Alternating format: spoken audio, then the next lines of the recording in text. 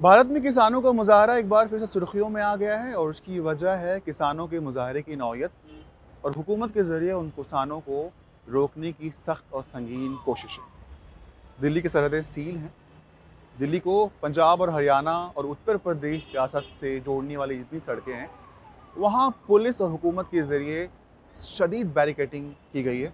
नोएडा और जो है और दिल्ली के बीच में एक जमुना की नदी है और उसके पुल पर मैं खड़ा हूँ। यहाँ पर भी पुलिस की बहुत ज़्यादा भारी प्रेजेंस है। किसानों के ज़रिए दिल्ली मार्च का जो ऐलान दिया गया था, उसके मुताबिक उन्हें 13 फरवरी को दिल्ली पहुँचना था। लेकिन कुछ ही दिनों के अंदर पुलिस ने, जिसमें हरियाणा पुलिस और ख़ास तौर पर दिल्ली पुलिस शामिल है, इन्होंने बड़े इंतज़ामात करते हुए किसानों को शंभू बॉर्डर पर रोक दिया। शंभू बॉर्डर दरअसल हरियाणा और पंजाब के बीच एक बॉर्डर है, जहाँ बड़ी तादाद में किसान ट्रैक्टर ट्रॉलियों के ज़रिए पहुँचे हैं और उन्हें वहीं रोक दिया गया।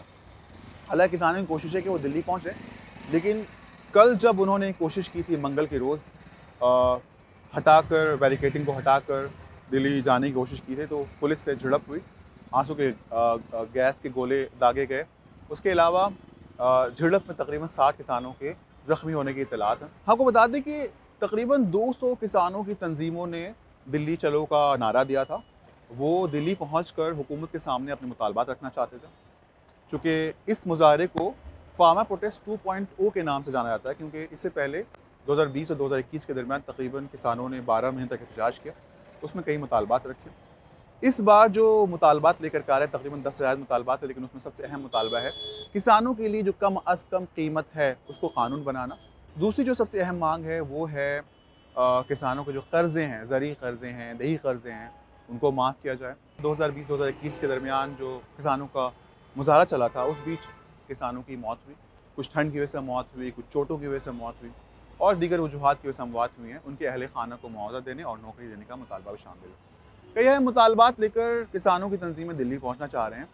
पुलिस की निगाह है, पूरी कोशिश है कि किसी भी तरीके से कोई किसान जो है दिल्ली में स्नीक इन भी ना कर सके। अभी तक तो किसान का कोई प्रेजेंस दिल्ली में दिखता नहीं है, लेकिन दिल्ली में ट्रैफिक की जो सूरत हाल है वो बहुत ही दरहम बरहम है। 2 रोज़ से खबरें आ रही हैं कि दिल्ली के तकरीबन तमाम इलाकों में ट्रैफिक बहुत सुस्त रवि से चल रही है।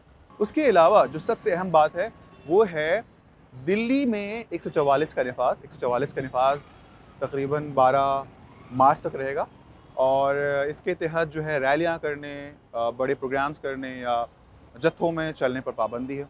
हुकूमत की जानिब से मुसलसल मुस्बत बयानात दिए जा रहे हैं और कहा जा रहा है कि किसान जो है किसी तरीके से परेशान ना हो, वो उनके जो मसाइल हैं वो बातचीत के ज़रिए हल किए जाएंगे।